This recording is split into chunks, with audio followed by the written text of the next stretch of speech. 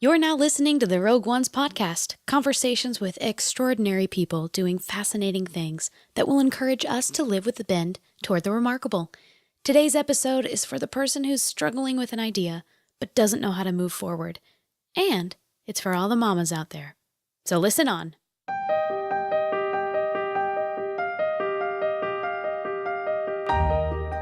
Welcome to the Rogue Ones podcast series. I'm Leslie Eiler Thompson, host and curator of this show. My guest today is a consummate entrepreneur in every sense. She has ideas that fill needs and has the courage to run after them, knowing there will be failure along the way.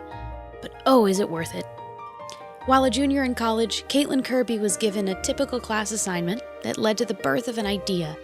And mere months later, Kaitlyn was on a flight in the early morning hours to Los Angeles for a cover shoot and back in her bed in Wisconsin by 10 p.m.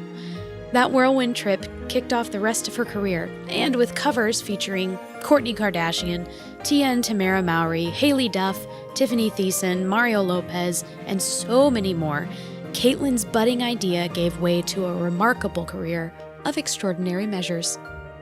In addition to building an empire with 2 successful magazines, Kaitlyn has become a mother in recent years and works to balance this new role with her convictions to spend adequate time on her dreams.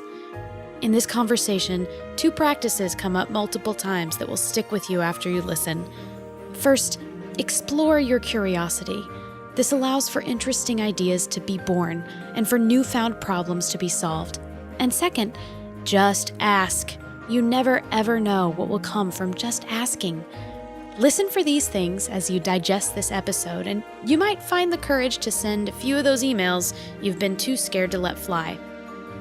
I now have the pleasure of introducing you to the brilliant Kaitlyn Kirby. Kind of where I really would love to start is just your background. I know you said you went to school for journalism. Is that something you always wanted to do, or is that kind of did you find your way there, or? So I've always loved writing. I've always been into writing. I've always had blogs, like way back when Live Journal was a thing. I did that. Yeah. So I've always had blogs. Yeah. Yeah. Where did you pick up writing? It just kind of all happened, or were there influences in your life that led you to that? I read a lot when I was younger. I think I was just always really into English class. Like, it was like, that was my thing. Like, I was not a math person, like nothing else. Like, English was like, I was very good at writing, and I just always loved it. And so that was what I decided I would do for a career. So journalism was something I just always wanted to go into. When I went to school, I went to the University of Wisconsin, and I have a degree in journalism. But when I first went into the journalism school, I just always assumed that I would go to work for a magazine or go to work for a news outlet of some kind. I had no intention of starting my own thing whatsoever. I just wanted to be in writing and write for another news outlet, and then things just kind of happened. You said your junior year, you started this magazine for parents, right? Yeah. So obviously I didn't have kids. I was a junior in college, and I was in this required program for the journalism school. It's like all encompassing.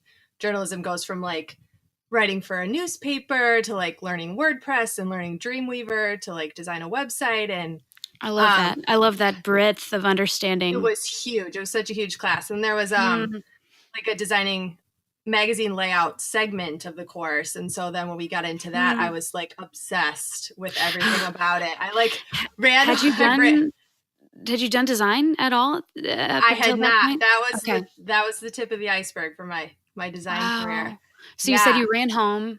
I ran home, and I downloaded like a free trial of Adobe InDesign, which is like what you use to design magazines. And so I just started playing around with it at home on my little Dell laptop that I have no idea how I got through college with, but yeah. So I started playing around with like magazine layouts and stuff in InDesign when I got home, and I was so into it. Like, that was like all I did for weeks. So Minnie really actually started from a love of the design. Right. So I kind of went home and played around with the magazine layout design, and I like had been reading this magazine called Cookie, which was a parenting magazine, but I just loved like the layout of it and the design, and the content was so great. And Where'd you find it? Like, did they give it to you in class or? no, so I just kind of knew of it, just having been a magazine lover and seeing it in bookstores and things like that. I just always loved how it looked, and I would pick it up and look at every page, and I loved it. And even their website was great. Even in 2011, what was a weird time for websites, but it was okay. It was pretty good. But then Cookie went under and they went out of business. And so there just like was nothing in that parenting space anymore that was even like that. And I was learning the digital side. And so I like started putting together like a fake parenting magazine cover. I had like this old stock image of like Julianne Moore and her daughter. And I still remember it. I probably still have it on that stupid Dell computer somewhere. And I like told my husband, who was my boyfriend at the time, I was like, this looks legit. Like, this looks really good. I think I'm going to start a magazine. And I did. Jeez. And you said you got the idea in April, and then in December you were in LA for a day trip to LA. That's not easy. No, it was the craziest 24 hours of my life. So I had this idea in April, and I had literally nothing lined up. I like started this Twitter account for basically a magazine that didn't even exist. And I started following like all of these like parenting brands and these designers and like the maternity space and all this stuff. And literally on day one, people were like, where can I buy the magazine? Like, how do I advertise? And I was like, oh, I think I'm onto something. So I was like, I guess I better get to work. So so I from April then until December, I'd like just got into it and started putting content together and lining up my cover, and it was wild. So from April to December, I started kind of compiling all my content, and I think we did maybe 3 to 4 interviews for that issue. And now we do like 7 to 8. It's a lot bigger, but and were these initial 3 to 4 people celebrities, or were these? No. So I think, and I can even go back and look, but the 3 to 4, there was probably like a maternity designer or some kind of parenting brand owner. I did a lot of that in the beginning, like the people who were like the faces behind these big brands that you could buy in the baby gear space. And then I coordinated a cover shoot. It was Bill Horn and Scout Masterson. They were on Tori Spelling's reality TV show at the time. I was like a big fan. And they had this new little girl. And I was like, they would be so great for a cover. So I asked them and they agreed. So then I hired a photographer that I found online, had never met her, hired her, gave her the address to these people's house in LA. Oh my gosh. I bought 2 plane tickets for me and my husband. We literally drove from Madison at 3 a.m. to Chicago, flew out at 6, got to LA at noon, shot the cover. We were back at the airport right away, and then back to Madison at midnight. One of the many amazing things I'm taking away from what you just said is the notion of just asking and setting yourself up to look as legit as possible. I mean, it's fake it till you make it is 100% what it was. Yes. And so you come back, you get back to Madison at like midnight. The next morning when you wake up from your sleep. Yeah.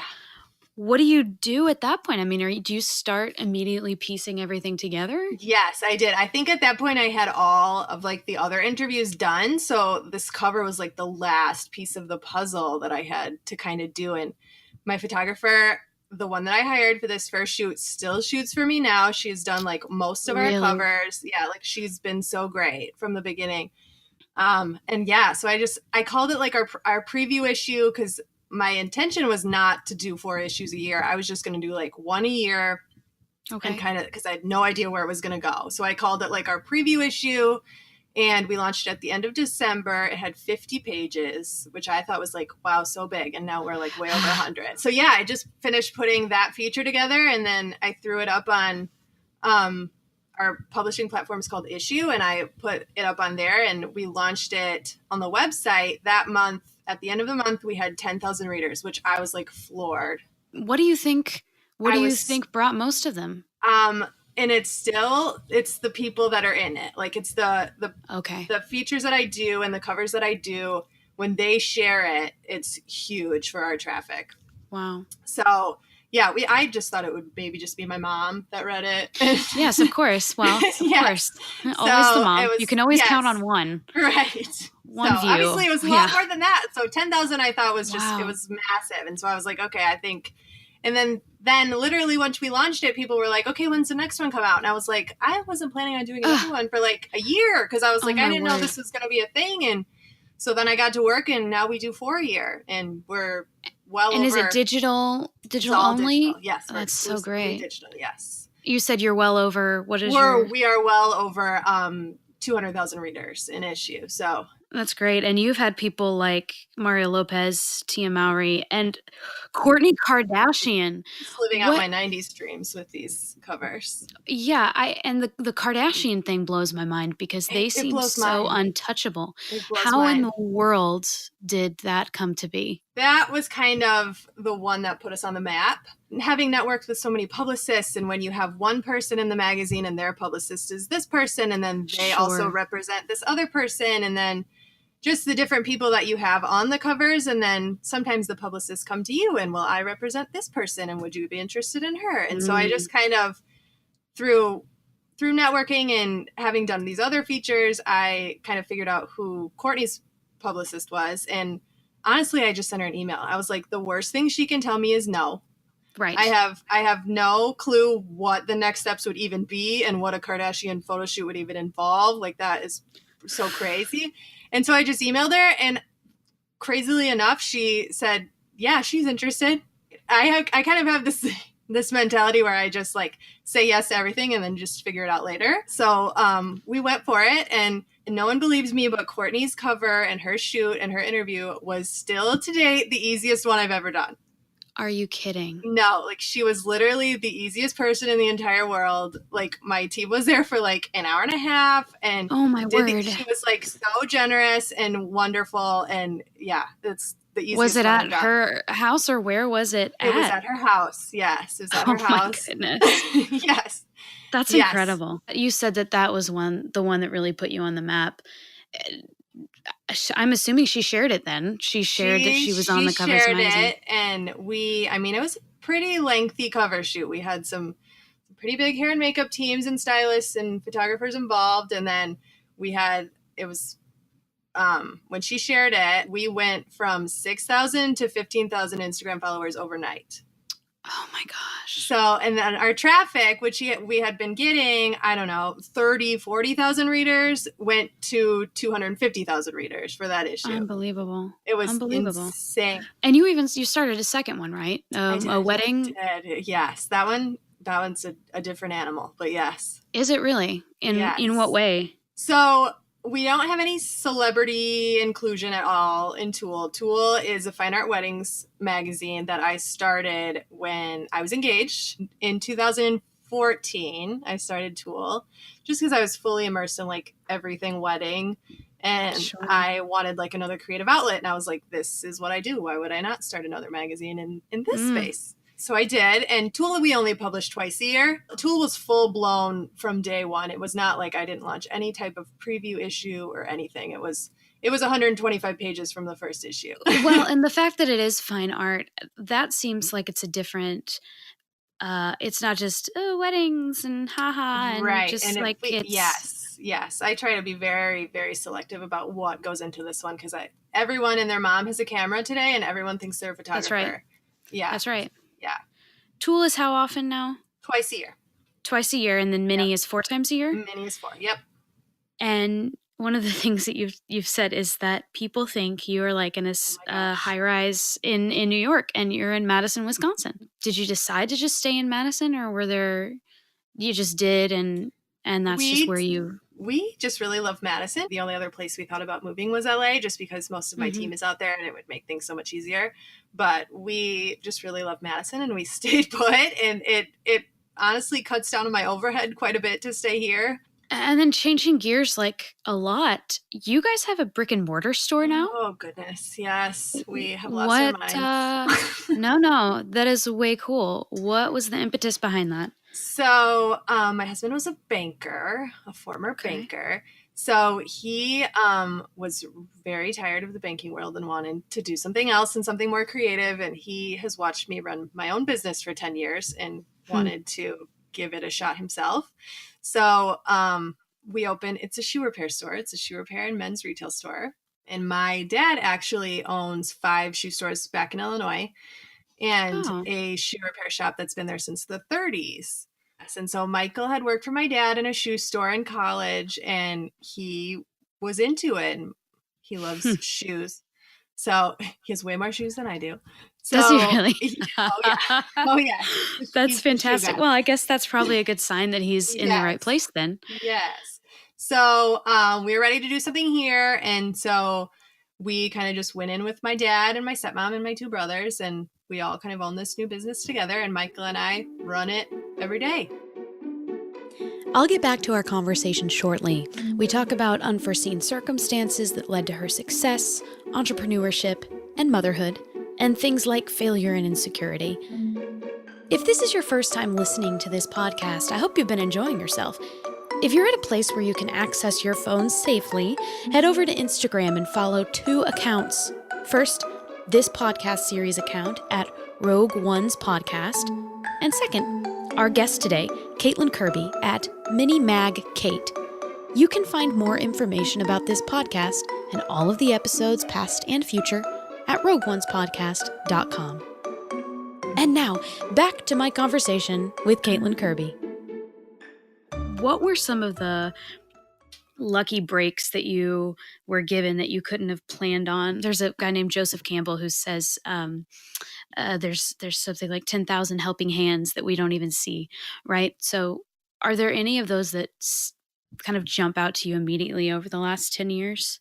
I have to say that our biggest lucky break was having Kourtney Kardashian on the cover. And so that just comes down to networking and not being afraid to ask. Like, if you don't ask, you don't get. And so I have always thought that the worst someone could say is no. And so I still do it now. I just send emails and just see what happens. And so I think that networking is the biggest thing that you can do. And you'll catch a break if you just talk to people. You never know who's going to give you something. That's a common theme among so many people who are doing these large-scale, amazing, spectacular things that a lot of the time it does come down to they're just not afraid to ask. Yes.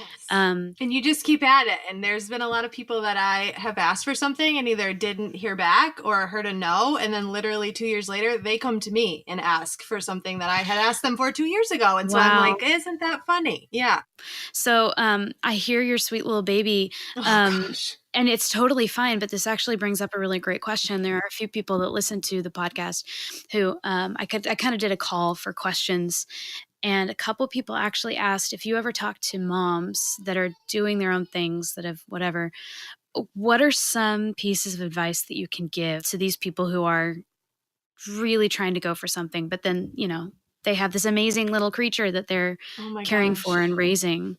It's so hard. It's the hardest thing when you have a child and you have something that you want to do is you still have to be you. And it's something that's really hard, that you feel like you now exist for another person and you don't get to do what you want to do anymore. But that's something that you have to make time for that. Otherwise it's so easy to lose yourself and then feel like you're not you anymore. And you still have an ambition, and that's something that you have to follow. And that was something that I had to learn too, is that I have to be a mom, but I have to make time for my business too, because that's my identity to me. That's something my husband and I have gone back and forth on so much, is that I have to have a break because I have to do my work, because that is something that fulfills me that I can't get anywhere else. So yeah, it's really hard, but you do have to make time to do what you want to do. Otherwise you will regret it so much. I'm so encouraged to hear that, because there is this sort of thing that tells me, well, once kids come along, you have about 15 years of not doing anything that you've been doing. So get it all done now. And that has changed so much. And I have been fortunate to work around so many women who have done amazing things with young children and with, and so it's so encouraging to hear people talk about that. Because I don't think we talk about it enough. And yes, you can do both. And you can't let anyone tell you that you can't do both, because you can. Right. So what about failure? It's not really something we like to talk about, but are there things, not even necessarily with Mini or Tool or just in general, what are some failures that you encountered that actually ended up being really great for you in your business, and I guess just in general your journey? I can tell you this. When I was in college, I had a job as actually the first thing I did was I applied for an internship with a local magazine here in Madison, and they offered it to me. It was 40 hours a week as an internship, unpaid. Jeez. Oh. I almost Oof. took it. I turned it down. I started my own magazine. Wow. Oh my goodness. Yeah, so that's something that I probably would have learned a lot from, but I can tell you I honestly learned way more just doing it. Like, you just have to get in there and learn as you go, and that was something that probably worked in my favor that I didn't take that job. As a highly creative person, which I think you are, because you come up with all these ideas and you execute them, how do you keep from getting overwhelmed and bogged down by details? I think that's something creative people, they see the vision and then they're like, but wait, I do. they're how do you process all of that? I have a never-ending to-do list that I feel like, and I say this all the time, and I'm probably dating myself so much, but it's like that episode of Saved by the Bell where Jessie Spano is like singing "I'm so excited" and she's just like Oh having my a panic gosh, and then attack. she starts sobbing. Oh that my- that is me, like, every day. Like, I'm like, there's never oh. any time. I'm like, always, my to-do list is so long. I feel like I never have time to get through it all.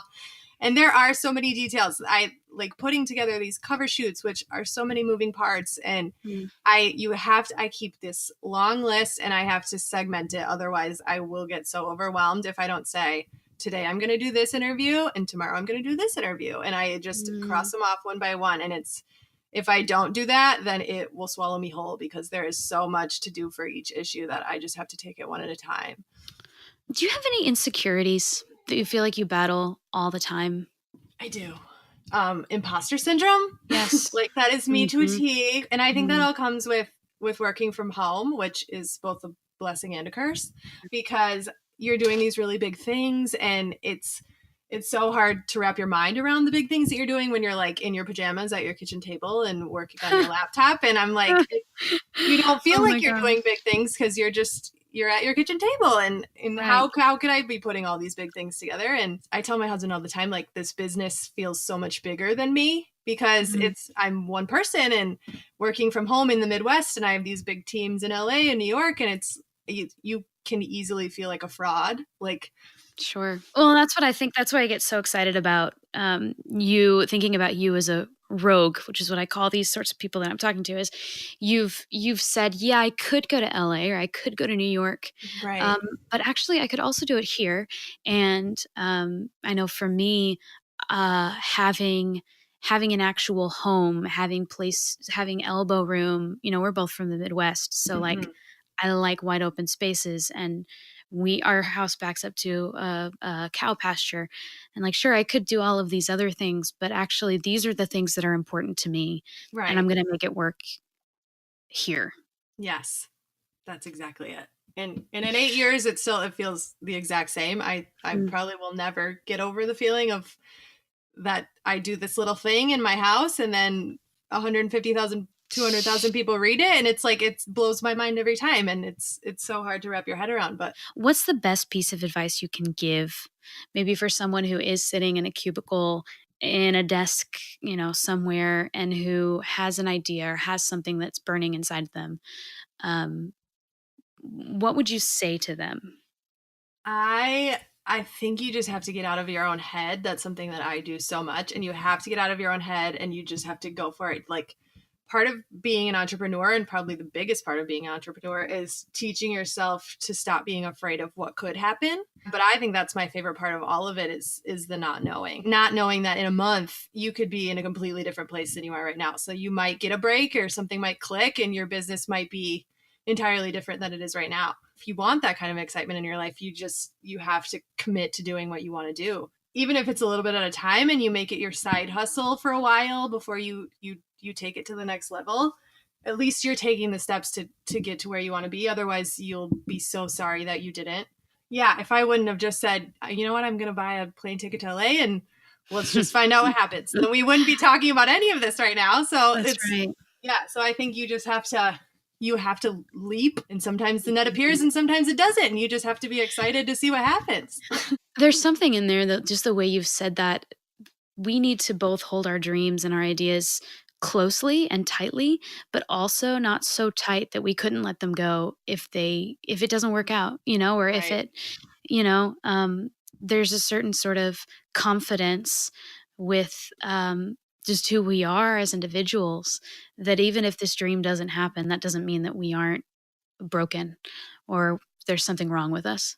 Yes, and the biggest part of that is I think people are afraid to show that they failed, especially with social media. Everyone's embarrassed. Everyone's embarrassed to say I tried something and it didn't work. But everyone's done that. Everyone has failed at something. It's not something you should ever be afraid to try, because especially when it comes to your career, it's something you will regret if you didn't say, I wonder what would have happened if I would have done that. Right. Thanks for joining us on this episode of the Rogue Ones podcast. If you liked what you heard, I invite you to subscribe to the show on Apple Podcasts or elsewhere. You can find more information about this episode and our guest at rogueonespodcast.com. If you liked this episode, be sure to tune in to the conversation I had with Monica Padman. She's the co-host and producer of Armchair Expert with Dax Shepard, and she is the creative partner to the one and only Kristen Bell. You can find her episode at rogueonespodcast.com. As always, thanks to Ryan Swinehart of Sick Island Studios in Nashville for his editing genius, and thanks to you for listening today. We'll talk soon.